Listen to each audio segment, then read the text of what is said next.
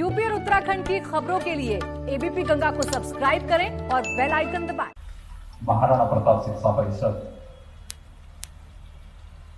संस्थापक सत्कार समारोह के आज के इस मुख्य समारोह में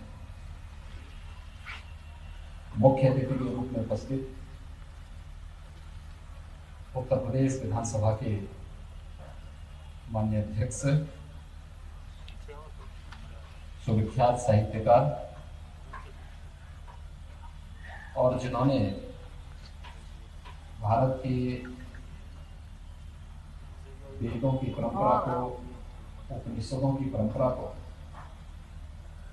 वर्तमान परिप्रेक्ष्य में समाज के सामने प्रस्तुत करने में एक बहुत बड़ी भूमिका का निर्वहन किया है, आज हम सबके बीच में उपस्थित हुए हैं। मैं महाराणा प्रताप शिक्षा परिषद के इस मुख्य महोत्सव के इस कार्यक्रम में माननीय अध्यक्ष जी का हृदय से अभिनंदन करता हूं, आप सबकी ओर से स्वागत करता हूं। आज के इस समारोह में हमारे साथ उपस्थित भारतीय जनता पार्टी के प्रदेश के अध्यक्ष, जिन्होंने निरंतर एक विचार प्रवाह के साथ चलते हुए अपना पूरा जीवन समर्पित किया है, इस समाज के लिए, इस राष्ट्र के लिए। और आज के समारोह में महाराणा प्रताप शिक्षा परिषद से जुड़े हुए हमारे आचार्यों का, छात्र छात्राओं का एक सौभाग्य है कि आज भी हमारे समारोह में हम सबके बीच में उपस्थित हैं। माननीय श्री स्वतंत्र देव सिंह जी का, जगत गुरु रामानुजाचार्य स्वामी राघवाचार्य जी महाराज अयोध्या धाम से पधारे हैं। आज इस समारोह में हमारे बीच में उपस्थित हैं दिगंबर खड़ा अयोध्या के श्री महंत सुरेशदास जी महाराज, जिनका उद्बोधन आप सबको सुनने का अवसर प्राप्त हुआ है। महामंडलेश्वर महंत संतोष दास जी महाराज काशी से, सतवा बाबा आश्रम काशी से हमारे बीच में यहाँ पर उपस्थित हुए हैं। उनका हृदय से मैं अभिनंदन करता हूँ। आज के समारोह में जिनका अद्भुत उद्बोधन आप सबको प्राप्त हुआ है, प्रदेश के जल शक्ति मंत्री डॉक्टर महेंद्र सिंह जी का। पिछली बार जल संरक्षण के लिए एक कार्यक्रम में वे आए थे और उन्होंने जल संरक्षण के साथ साथ देश के यशस्वी प्रधानमंत्री आदरणीय मोदी जी की हर घर नल की योजना को प्रदेश के सबसे दुर्गम क्षेत्रों के लिए लागू करवा दिया है, बुंदेलखंड में भी और विंध्य क्षेत्र में। आज हमारे बीच में यहाँ पर इस मंच में उनका उद्बोधन आप सबको प्राप्त हुआ है। प्रदेश में राज्य आपदा प्रबंधन प्राधिकरण के उपाध्यक्ष लेफ्टिनेंट जनरल आर.पी. शाही जी, सिद्धार्थ विश्वविद्यालय के कुलपति डॉक्टर सुरेंद्र दुबे जी, देवीपाटन के महंत जी श्री महेंद्र मिथिलेश नाथ जी, महाराणा प्रताप शिक्षा परिषद के अध्यक्ष प्रोफेसर यूपी सिंह जी, पूर्व कुलपति प्रोफेसर रामेश्वर सिंह जी, माननीय सांसद श्री रवि किशन जी, माननीय सांसद जयप्रकाश निषाद जी, माननीय विधायक श्री महेंद्र पाल सिंह जी, माननीय विधायक शीतल पांडे जी, माननीय विधायक श्री फतेहपुर सिंह जी, माननीय विधायक संगीता यादव जी, महिला आयोग उत्तर प्रदेश की उपाध्यक्ष श्रीमती अंजू चौधरी जी, कालीबाड़ी के मोहन जी, भारतीय जनता पार्टी के क्षेत्रीय अध्यक्ष डॉक्टर धर्मेंद्र सिंह जी, आज के इस समारोह में उपस्थित सभी हमारे गणमान्य अतिथिगण, महाराणा प्रताप शिक्षा परिषद के सभी पदाधिकारी और विभिन्न संस्थाओं के प्राचार्य, आचार्य, प्रधानाचार्य और अन्य सभी अभिभावकगण और प्यारे बच्चों, कोरोना कालखंड में ये समारोह हो पाएगा, ये वास्तव में महाराणा प्रताप शिक्षा परिषद के पदाधिकारियों के सामने एक चुनौती रही होगी। लेकिन उस सब के बावजूद याद रखना, हर विपत्ति आपको एक अवसर भी देती है और हर सफलता आपके सामने एक चुनौती भी देती है, और इन दोनों के बीच में जो समन्वय बना के चलता है वही जीवन में सफलता की नई ऊंचाइयों को प्राप्त करता है। और यह कार्य आप सब ने भी, जैसे यह देश कोरोना कालखंड में प्रधानमंत्री मोदी जी के नेतृत्व में जूझते हुए, चुनौतियों का सामना करते हुए, वहां से राह बनाते हुए सफलता की एक नई ऊंचाइयों से संतुष्टि प्राप्त कर रहा है। हर एक क्षेत्र के लिए कुछ न कुछ नयापन देखने को मिला है। ऐसे ही महाराणा प्रताप शिक्षा परिषद ने, शासन ने, प्रशासन ने जो भी कार्य योजना तैयार की, उन सब का पालन करते हुए हम कोरोना से भी लड़ेंगे, लेकिन शिक्षा जगत की चुनौतियों का भी सफलतापूर्वक सामना करते हुए अपने सामान्य कार्यक्रमों को कोरोना के संक्रमण से बचाते हुए सकुशल संपन्न करेंगे।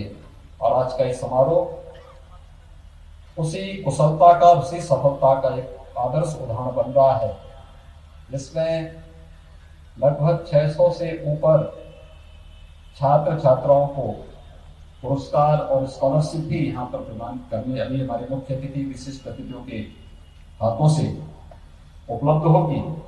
तो सफलतापूर्वक आयोजित होने वाले समारोह अपने आप में इस कहानी को हमें प्रस्तुत कर रहा है। मैं इसके लिए महाराणा प्रताप शिक्षा परिषद के सभी पदाधिकारियों को, महाराणा प्रताप शिक्षा परिषद से जुड़े हुए जितने भी हमारे प्रधानाचार्यगण हैं, जितने भी उनके सहयोगी आचार्यगण हैं, जितने भी छात्र छात्राएं हैं, इन सबको हृदय से मैं बधाई देता हूं। आप सबके प्रति मैं अपनी शुभकामनाएं व्यक्त करता हूं। यह वर्ष हमारे लिए बहुत महत्वपूर्ण है। महाराणा प्रताप शिक्षा परिषद के संस्थापक ब्रह्मलीन महंत दिग्विजयनाथ जी महाराज, जिन्होंने 1932 में महाराणा प्रताप शिक्षा परिषद की स्थापना की थी, यह वर्ष उनकी 125वीं जन्म जयंती का वर्ष भी है। और साथ साथ मेरे पूज्य गुरुदेव ब्रह्मलीन गोरक्ष पीठाधीश्वर पूज्य महंत अभिद्यनाथ जी महाराज का शताब्दी वर्ष का भी आयोजन महाराणा प्रताप शिक्षा परिषद गोरक्ष पीठ की ओर से अलग अलग आयोजनों के माध्यम से संपन्न हुए हैं। महाराणा प्रताप शिक्षा परिषद, हम लोग यहाँ पर अक्सर इस प्रांगण में न केवल महाराणा प्रताप शिक्षा परिषद के बल्कि हमारे विचार प्रवाह से जुड़े हुए सभी संगठनों के कार्यक्रम भी हुआ करते थे।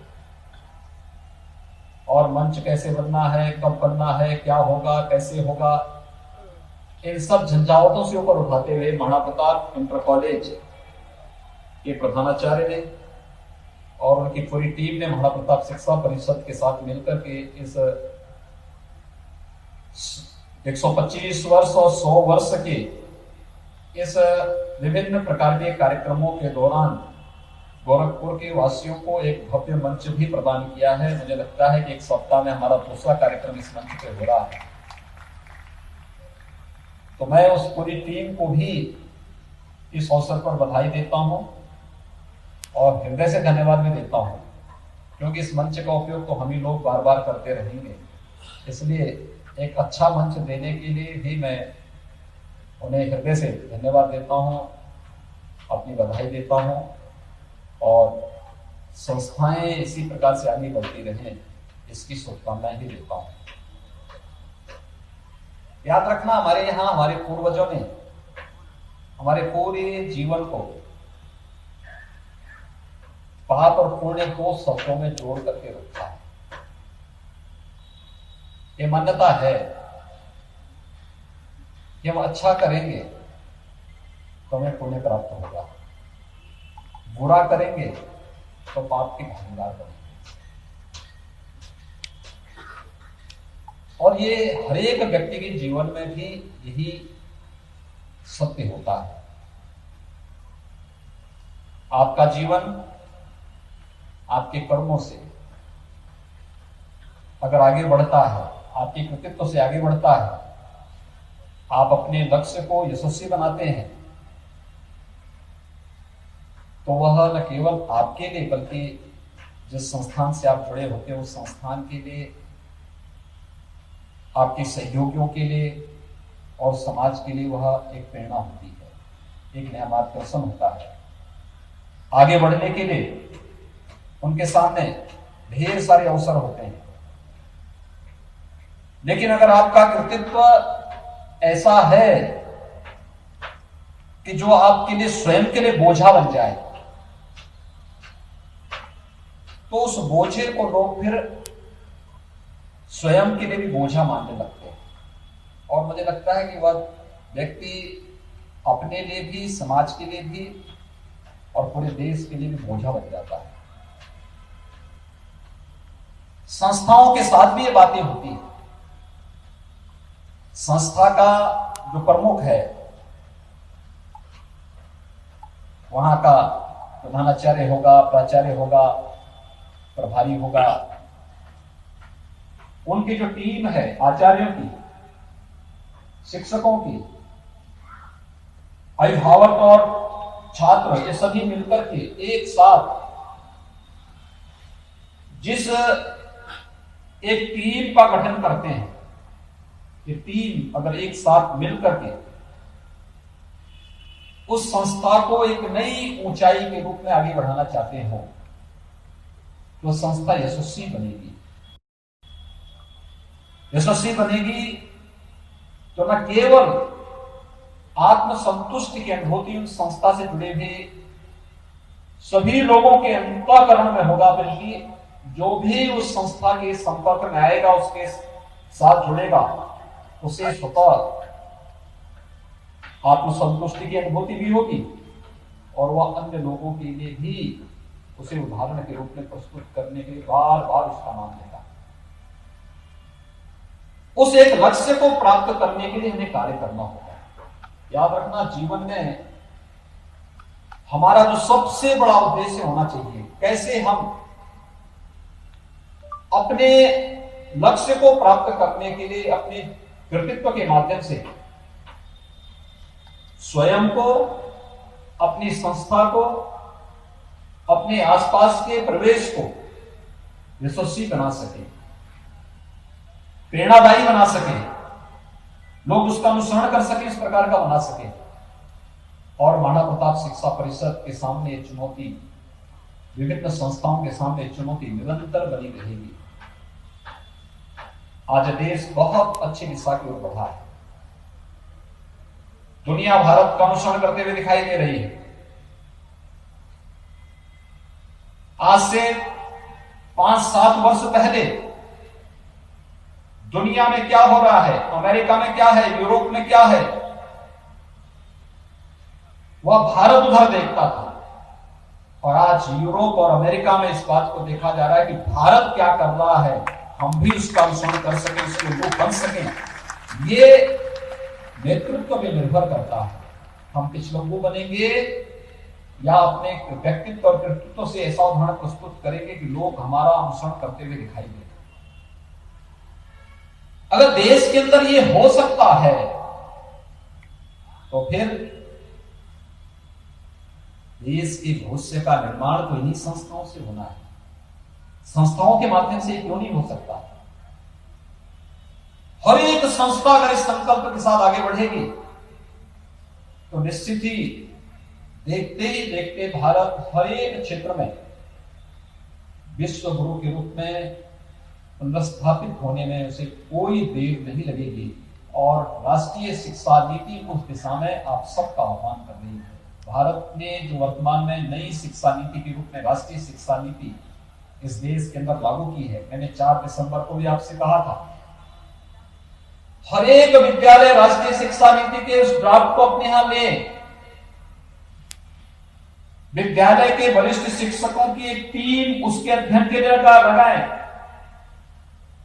और फिर उन चीजों को देखें कि शिक्षा केवल एक सैद्धांतिक पक्ष नहीं बल्कि उसका व्यवहारिक पक्ष भी है। और व्यवहारिक पक्ष क्या है और कैसी आपकी उसमें भूमिका होने जा रही है, अगर आप सभी इस दिशा में प्रयास प्रारंभ कर लेंगे, मेरा ये मानना है कि जब 2031-32 में महाराणा प्रताप शिक्षा परिषद के 100 वर्ष पूर्ण हो रहे होंगे, तब महाराणा प्रताप शिक्षा परिषद न केवल पूर्वी उत्तर प्रदेश में बल्कि उत्तर प्रदेश और उत्तर भारत का एक आदर्श संस्थान, शिक्षण संस्थान के रूप में ढेर सारी संस्थाओं की प्रेरणा का केंद्र बिंदु बन चुका होगा। लेकिन इसके लिए शुरुआत एक एक संस्था को, एक एक प्रधानाचार्य को, एक एक आचार्य को और इससे जुड़े हुए प्रत्येक छात्र छात्रा को स्वयं से इस भूमिका के लिए अपने आप को तैयार करना होगा। मैं आज के इस अवसर पर इस कोरोना कालखंड में भी सरकार के द्वारा निर्धारित जितने भी प्रोटोकॉल हैं, जितने गाइडलाइन थी, उन सब का पालन करते हुए आपने कुछ कार्यक्रम आयोजित किए। जो अनेक प्रकार के कार्यक्रम होते थे वे सभी संभव नहीं थे, लेकिन फिर भी कुछ कार्यक्रम आयोजित किए हैं। वह सभी आयोजनों के लिए मैं महाराणा प्रताप शिक्षा परिषद को, उनके सभी आयोजक मंडल से जुड़े हुए जितने पदाधिकारी थे, उन सबको हृदय से साधुवाद देता हूं। मैं एक बार फिर से आज के समारोह के अपने सभी अतिथियों का हृदय से अभिनंदन करता हूं कि जो आज महाराणा प्रताप शिक्षा परिषद से जुड़े हुए सभी संस्थानों से उपस्थित छात्र छात्राओं को आशीर्वाद देने के लिए आज यहाँ पर उपस्थित हुए महाराणा प्रताप शिक्षा परिषद के संस्थापकों की प्रति श्रद्धांजलि और अपना सम्मान व्यक्त किए हैं। इसके लिए उन सब के प्रति हृदय से उनके प्रति साधुवाद व्यक्त करते हुए, उन सबका हृदय से अभिनंदन करते हुए, आज जो बच्चे यहाँ पर अपना पुरस्कार प्राप्त करेंगे, जो संस्थाएं अपना पुरस्कार प्राप्त करेंगे, उन सबको भी बधाई देता हूँ, क्योंकि बहुत सारे लोग अच्छा किए हैं। और वास्तव में देखिए, हम लोग तकनीक से जुड़ने में परहेज करते थे, लेकिन आज छोटे से छोटे बच्चे से भी आप पूछिए ना, स्कूल नहीं जा रहे हो, और कहता नहीं स्कूल जा रहा हूँ, स्कूल नहीं जा रहा हूं लेकिन मैं ऑनलाइन क्लास अटेंड करता हूं। एक छोटा सा बड़ा बच्चा भी इस बात को कहता है। यानी तकनीक से एक एक बच्चा जुड़ा है, लेकिन तकनीक से जुड़ते हुए भी हमारी दशा क्या होनी चाहिए। हम उस बच्चे को, उसके अभिभावक, उसके गुरुजन, उसके आसपास का जो माहौल है, जो परिवेश है, अगर वो चाहे तो तकनीक के साथ जोड़ करके सकारात्मक दिशा में उसे आगे बढ़ा सकता है। लेकिन अगर नकारात्मक शक्तियां उसे घेर लेंगी तो यही तकनीक उसके भविष्य को भी ले डूबेगी। इसलिए याद रखना, तकनीक सकारात्मक दिशा में इसका बेहतर उपयोग लोक कल्याण के लिए, समाज कल्याण के लिए हमें करना चाहिए, आगे बढ़ने के लिए करना चाहिए, हर प्रकार की चुनौतियों से जूझने के लिए। याद करिए, अगर ये तकनीक नहीं होती क्या होता देश के अंदर का माहौल। इतनी बड़ी आबादी, 135 करोड़ की आबादी, क्या कोरोना जैसी महामारी से जूझ पाती, उसका मुकाबला कर पाती। और आप सबके लिए सौभाग्य का अवसर भी है कि प्रधानमंत्री जी ने तीनों जो वैक्सीन निर्माण की लगी हुई जो लेबोरेटरीज है, उन सबका स्वयं निरीक्षण किया है। जनवरी तक वैक्सीन भी आ जाएगी, लेकिन जब तक वैक्सीन आप तक नहीं पहुंचती है, उतावला पर दिखाने की आवश्यकता नहीं, सतर्कता बरतने की आवश्यकता है।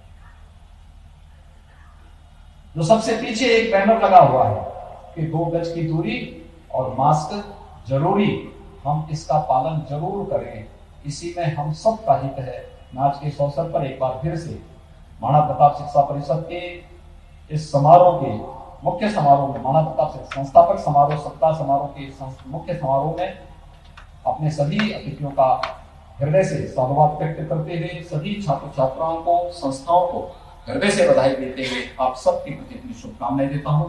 धन्यवाद। जय हिंद।